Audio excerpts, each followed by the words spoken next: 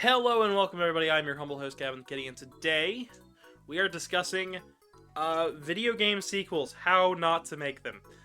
Just entirely missing the point, and today I've brought along... someone who knows very little about video game sequels. My name's Azermir. They are my friend, I'll be referring to them as Asel because that's just how I've always done it.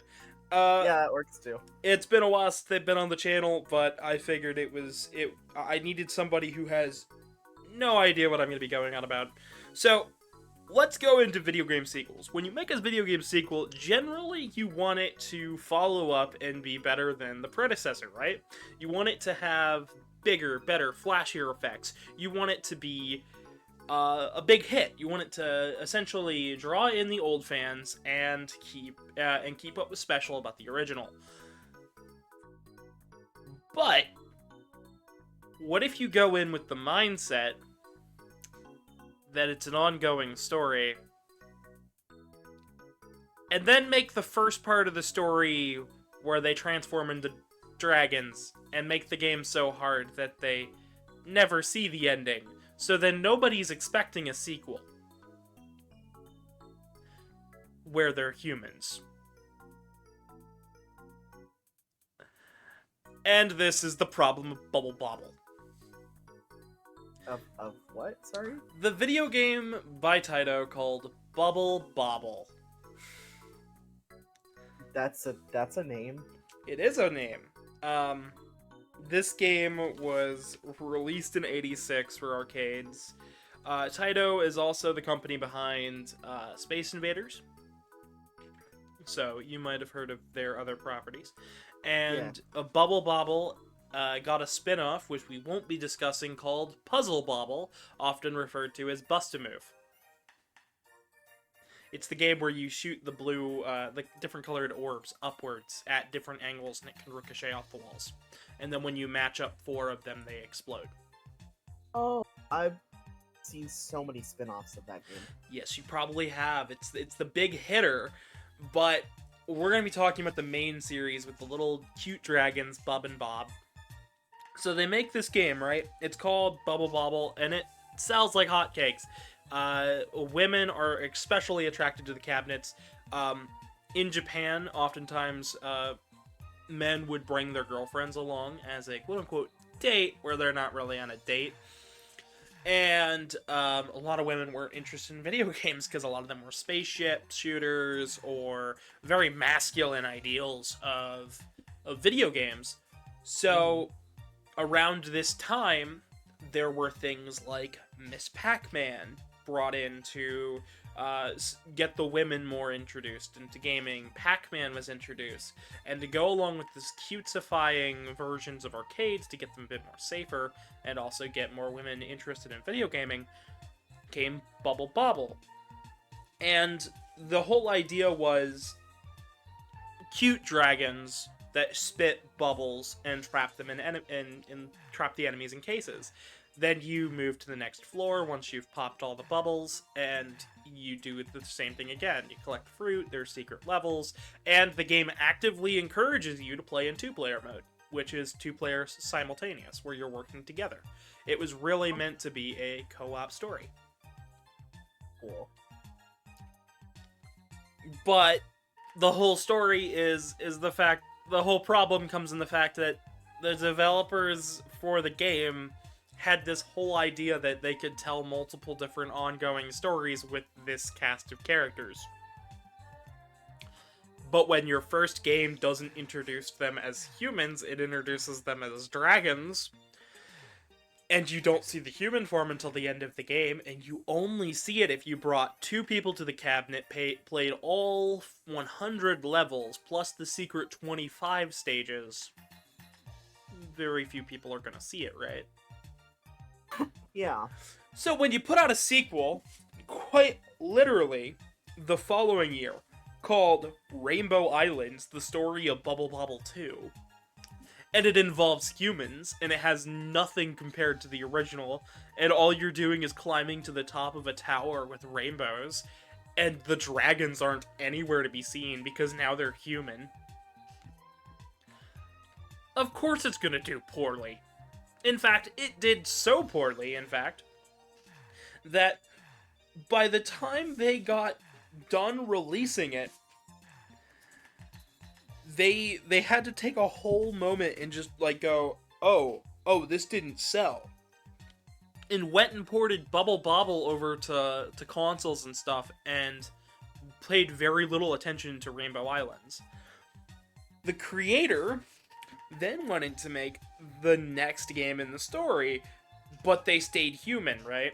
So that game was called Parasol Stars. They were still kids, and they got rid of the rainbows. Now it's the screen-to-screen gameplay like Bubble Bobble instead of the tower climbing aspect, and you use a parasol to throw your guys around.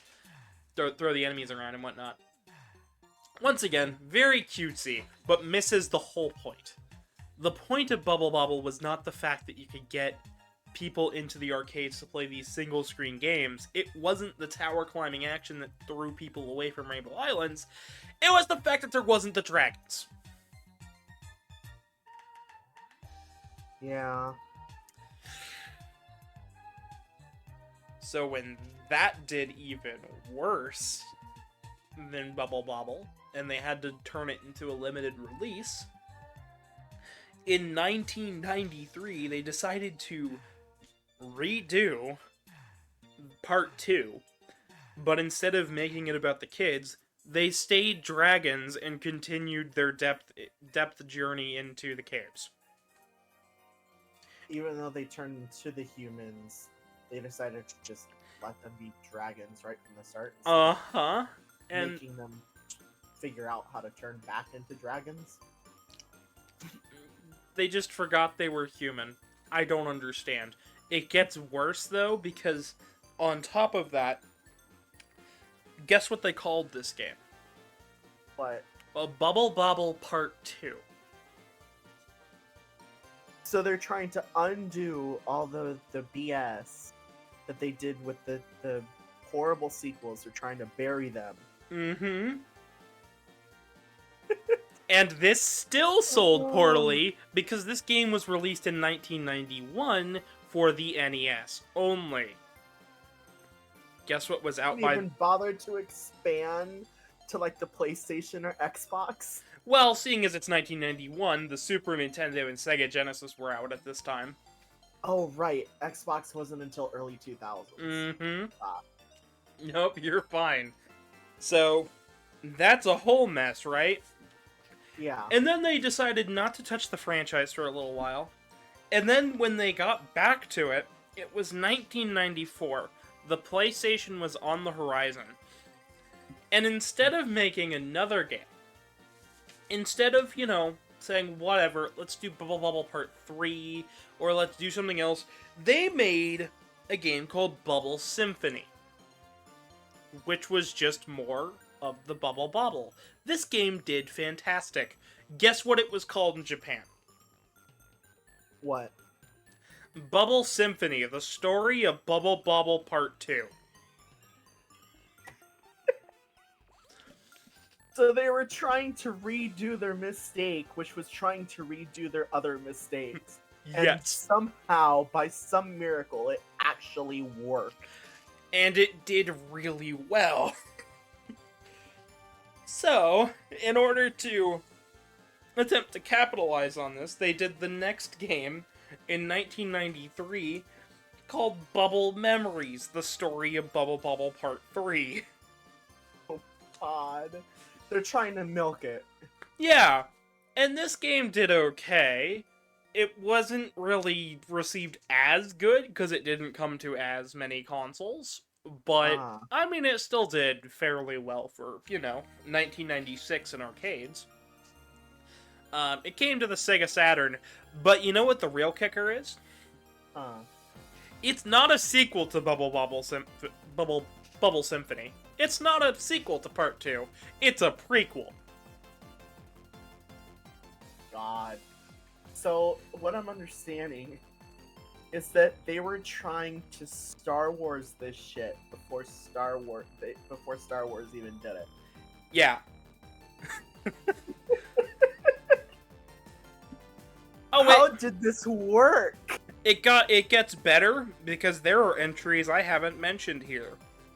There was a Master System port of Bubble Bobble called Final Bubble Bobble that was pitched as a sequel, but was just a port.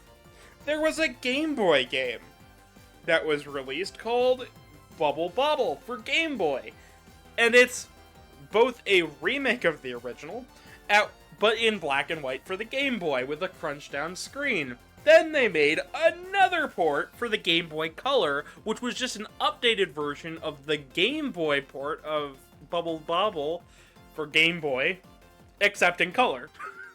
Oh gosh. How did they get away with this? That's what I want to know. I don't know. It gets funnier.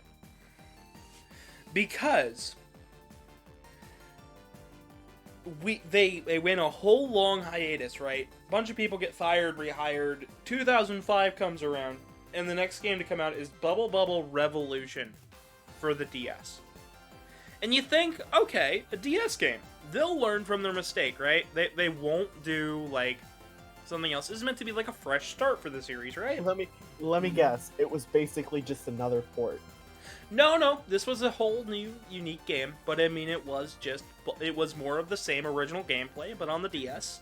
The problem came with the sequel that came out that very same year. They released a sequel just months later. Yep, guess what it was, though? It wasn't Bubble Bobble. Oh, don't tell me it was the human ones. They made Rainbow Islands Revolution. My gosh, they made the humans. Yeah.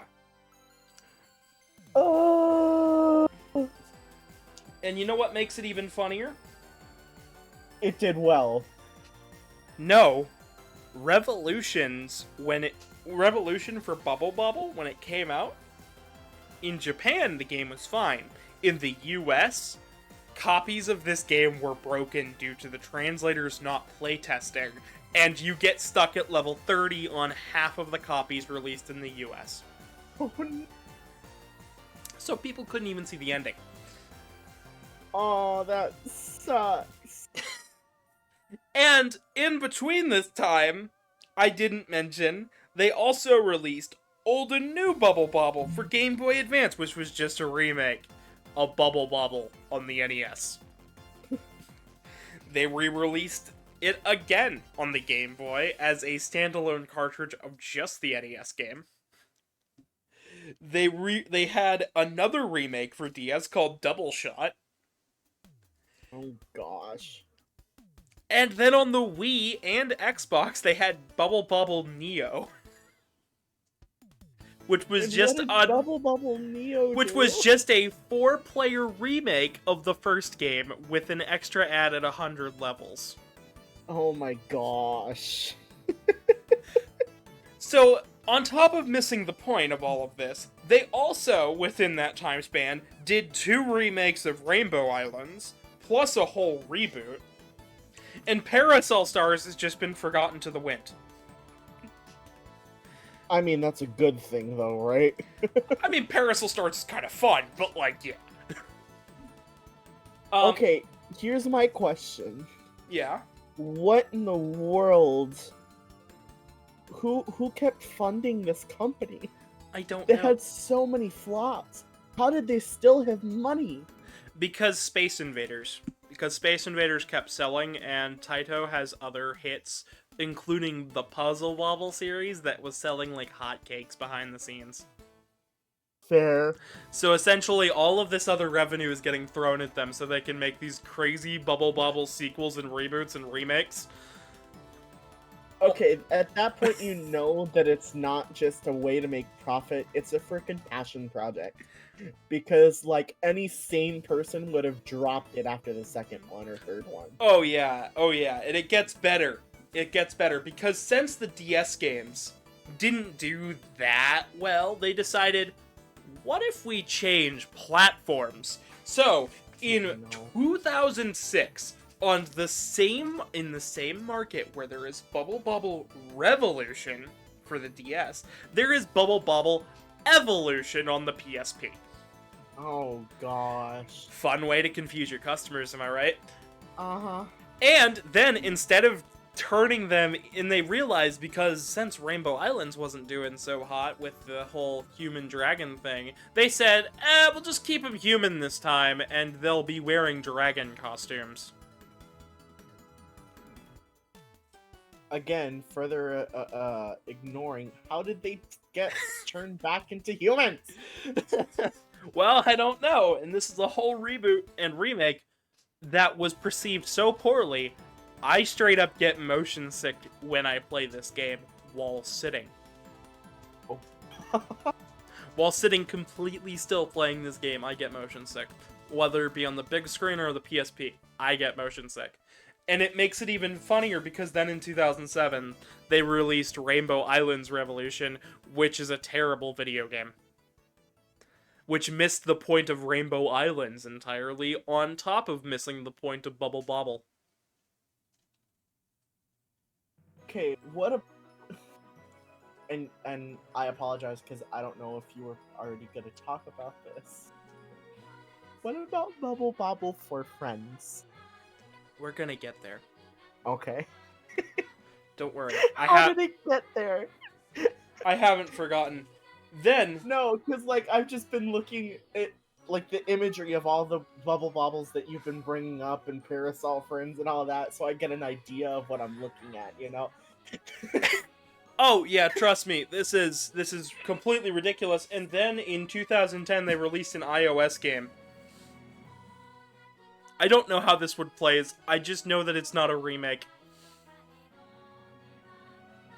I got nothing. And then it took a hiatus for a really long time, and then in 2019 they released Bubble for Friends.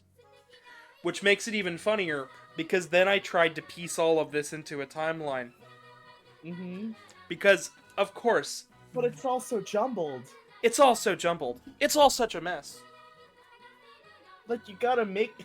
At this point, you gotta make a timeline for each generation of console and handheld console, because, like... Otherwise, it's just so intertwined that it's spaghetti. From the releases to the re-releases to the ports to...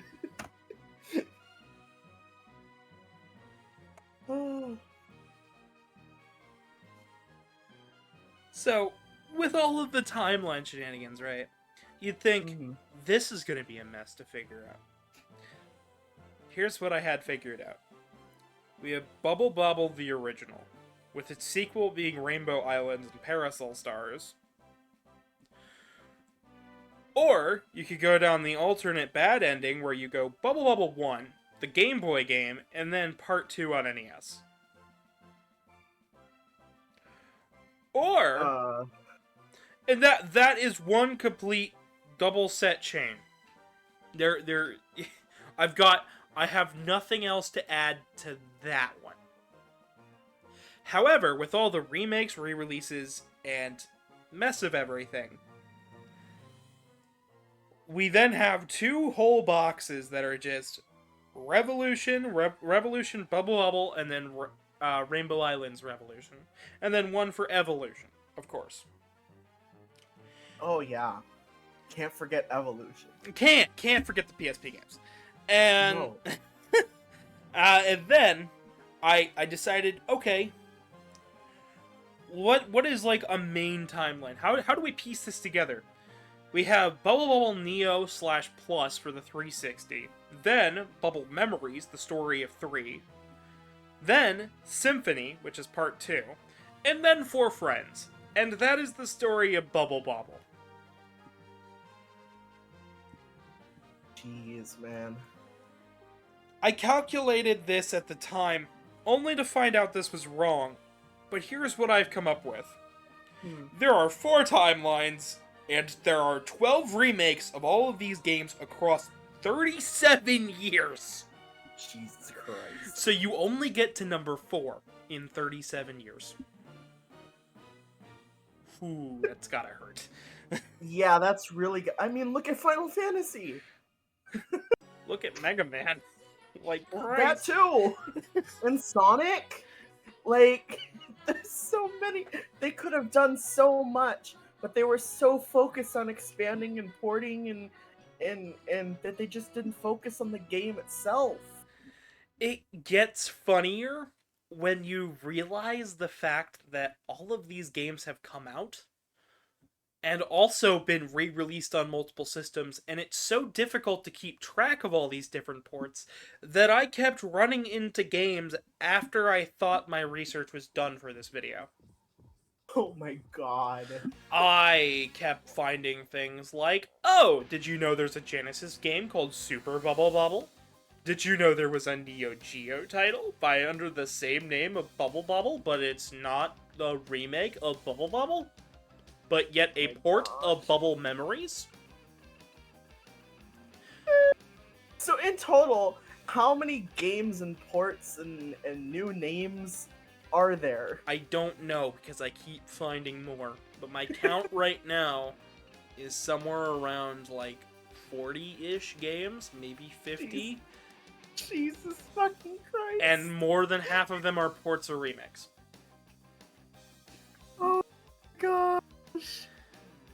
Oh, they're so lucky that they had other IPs, because, like, if this was their main IP, they would have gone under, like, 20 years ago. Oh, yes. It gets better, though, when you realize the fact that in the making of this video, by the time I had started my research to finishing my research and then getting to the recording step, they released not only For Friends, but a sequel to For Friends, which is just a puzzle bobble game, a VR puzzle bobble game, and then announced, right before I started recording this, literally about 3 days ago, a port of Parasol Stars, which had never been ported. My god! To modern platforms. Then announced at the end of that announcement that there is more Parasol Stars / Rainbow Islands / Bubble Bobble news on the way. Oh my gosh. How can a game company that created the legend that is Space Invaders and a couple of others that are so good just mess up this badly with one game? I don't know. I think it's funnier that it's still around to this day. Like, it's gotta be a separate building that it's just like, yeah, they do their own thing, we just ignore the bubble bobbles. This is kind of like on the same category as King of Fighters. Because SNK went under and they still managed to put out 2 King of Fighters games. Back to back. While the offices were closed. Did they work from home? No, they snuck into the office and worked, from what I could tell. You're kidding. I am Who is not. That dedicated. So, overall, when you release a video game, or if you're trying to make a sequel, here are the steps of what not to do. Don't follow in the footsteps of Bubble Bobble. Have one creative lead all the way through your story, because if you don't, things get jumbled real quick.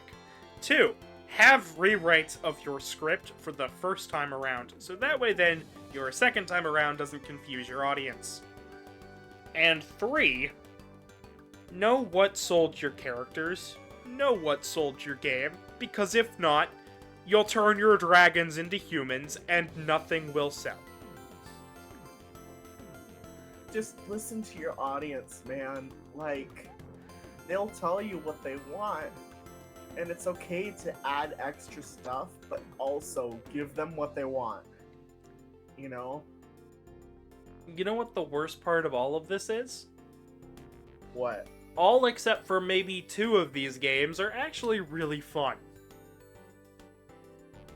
Which is honestly surprising, given the shit show that they've been through. Yep. And now you know way more about Bubble Bobble than you probably ever wanted to know in your life. Hilarious. Because it's just like, it's business models like these that you see die before half of this shit happens. You know? it's the business model that also took down the Mega Man franchise for like 7 years, which is even funnier to me. And how? I know, right? And it's still going, and it just keeps getting funnier. It just keeps getting funnier. I hope that next year they announce a remake just to mess with me. I at this point, I'd bet on it. Either a remake or a port to something that it doesn't need a port to. Well, that's all for today, everybody. If you've enjoyed the video, please drop a like, subscribe, do all that fun stuff. But I've been your humble host. Good night, everybody.